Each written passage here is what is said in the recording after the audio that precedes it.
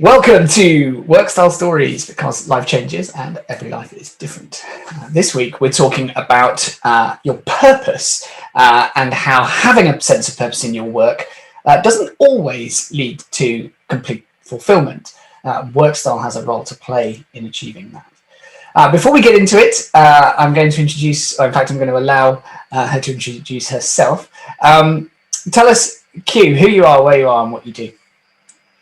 Hi, I'm Q, and I am an impact strategist. I'm originally from New Zealand, but based now in London. And essentially, I help businesses have a more positive impact on people and the planet. That's amazing. But presumably you haven't always done that, have you? Or have you? Most of my career, I actually have been lucky enough to work in some way or another for social impact or sustainability kind of initiatives, which has been awesome. I studied law at university, but I never wanted to practice as a lawyer. I think I was always really interested in the human rights side of things. So managed to find my way into a different angle, kind of working more on the marketing, comms and strategic side for purpose-driven organizations. Amazing. So has that desire to have an impact, is that rooted in your personal sort of sense of purpose, your kind of reason for being here? Yeah, I think so. I think I've always, I find it really hard sometimes when people ask me what I do, because it's more about why I do something. And I think personally, I think that we all have a responsibility to make the world a better place and leave it better than we found it. And particularly, I think the business community has a big role to play in that. So that's what really excites me in my work. Amazing. So let's talk about how, so you've been lucky enough, I guess, to have that sense of purpose and to find work that's always been in that, contributing towards it. But has that always meant that you've loved your work? Not necessarily. I think so. Probably the most recent role that I had was in a tech startup in the fashion industry. Right. And on paper, it should have been the absolute ultimate job for me. It was in an industry which I really loved, working towards, solving a sustainability problem, which, I was super passionate about.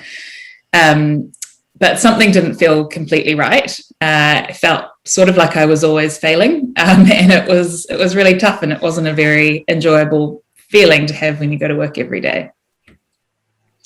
Yeah, I mean,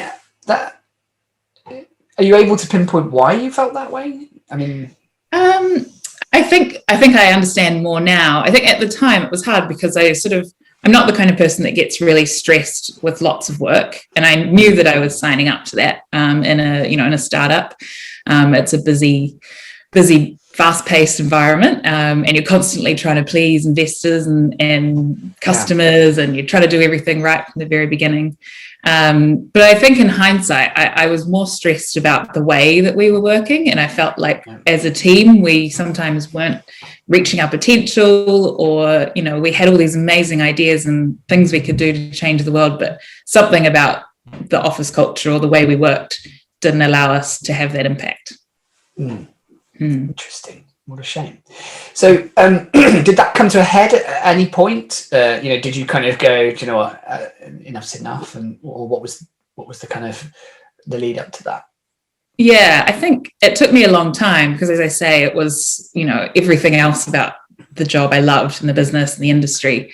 And so it took me a long time to kind of realize that I had to make a change. It was probably after I took a 3-week kind of break to go back to New Zealand over summer, Christmas period. And I was working during that time, but then kind of just getting back to the UK, and I went back into the office, and it was just on that first day being back in the office, I kind of felt that weighty feeling come over me again. And I guess at that point, I just thought, I've got to do something different. I don't really know what, but I think I kind of took the attitude of, you've got to close one door to see what else will open. I just took a leap of faith at that point. On that first day back? Yeah, on that day. Well, I think I told my colleagues the next day, but I made the decision that day. Yeah. I guess when you know, right? Yeah. So in terms of what you did next, what was the step you took and why did you take it? So I decided that I would be sort of self-employed for a while and try and kind of find work as a consultant or kind of freelance in the sustainability industry. It turns out it wasn't probably the best time to quit a full-time job because we had a pandemic that hit probably just a few weeks later. But actually, it did really work out for the best. And I think that sense of having to sit down and really focus on, okay, I've got limited time in my day. What do I really want to spend that on? And how can I deliver my best work in order to get, good clients and good ongoing work and income to support myself. So that focus, I think it really forced me to get to where I am now, which is awesome. I think it's something that work stylers are forced to do, is to think about that.